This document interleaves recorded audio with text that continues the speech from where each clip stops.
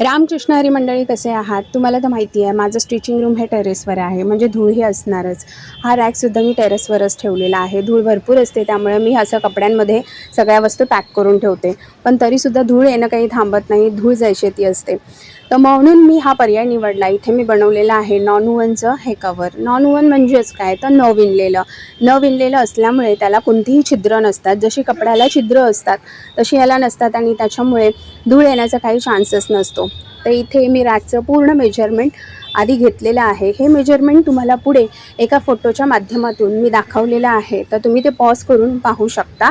Ready मेजरमेंटमध्ये आपण मार्जिनसाठी सुद्धा extra जागा सोडलेली आहे, आणि त्या पद्धतीने फक्त याला 2च पॅनल बनवायचे आहेत. एक तर साईड पॅनल असेल आणि एक फ्रंट पॅनल.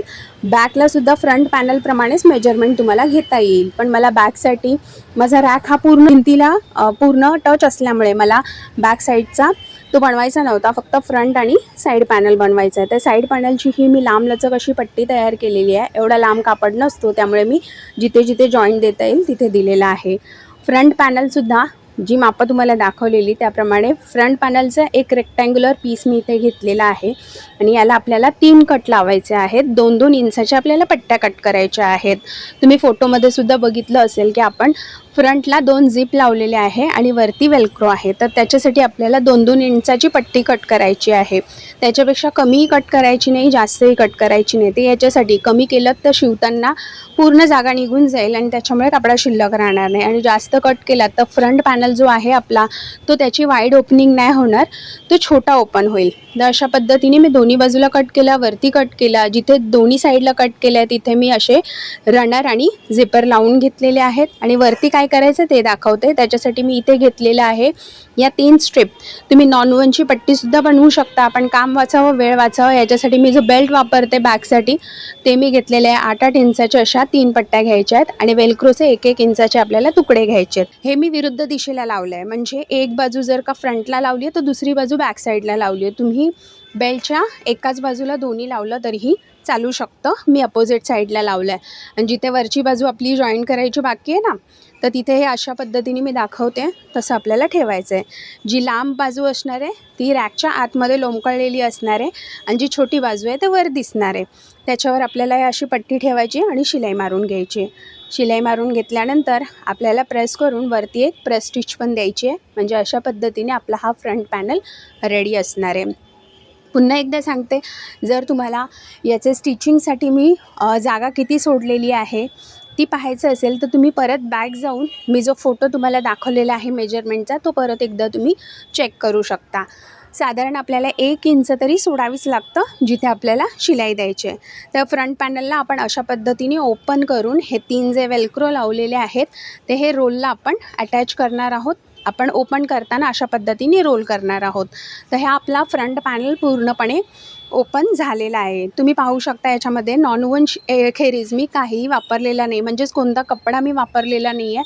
केवळ नॉन वुवन वापरून आपण हे करू शकतो. प्लेन नाही आवडत आहे तर तुम्ही याला तुमच्या साडीचा, जुन्या वगैरे साडीचा कोणतं तुम्हाला याच्याबरोबर द्यायचं असेल सोबत तर तो सुद्धा तुम्ही अटॅच करू शकता. पण फक्त नॉन वुवननी सुद्धा हे खूप छान दिसतं, छान लुक येतो. तर जी मोठी स्ट्रीप होती ती मी तिन्ही बाजूला आता लावून घेतली. त्याला वेगळं काही करायचं नव्हतं, ती फक्त एक लांब स्ट्रीप तयार करायची होती आणि तिन्ही बाजूला जॉईन करायची होती. फक्त फ्रंट पॅनलमध्ये थोडंसं काम होतं, ते म्हणजे झिप लावायचं आणि वेल्क्रो लावायचं.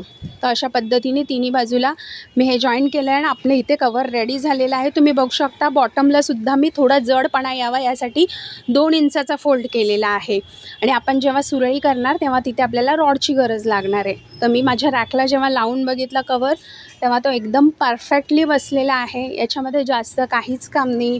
अवघे 15 ते 20 मिनटामध्ये तुम्ही हा कवर शिवू शकता.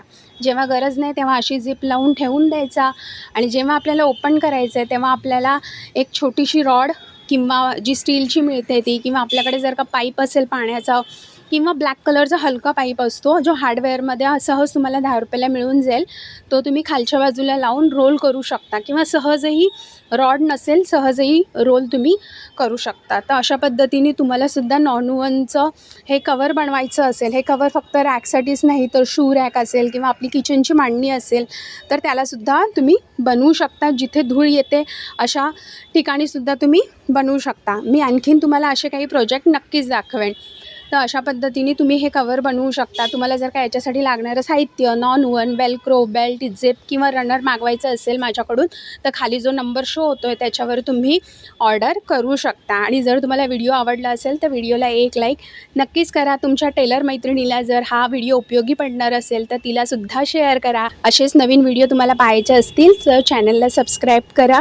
बेल आयकॉन प्रेस करून ठेवा म्हणजे नवनवीन व्हिडिओ तुमच्यापर्यंत पोहोचतील. पुन्हा भेटेन नॉन वनचं असंच काहीतरी प्रोजेक्ट घेऊन. तोपर्यंत माझ्याकडून तुम्हा सगळ्यांना रामकृष्ण हरी.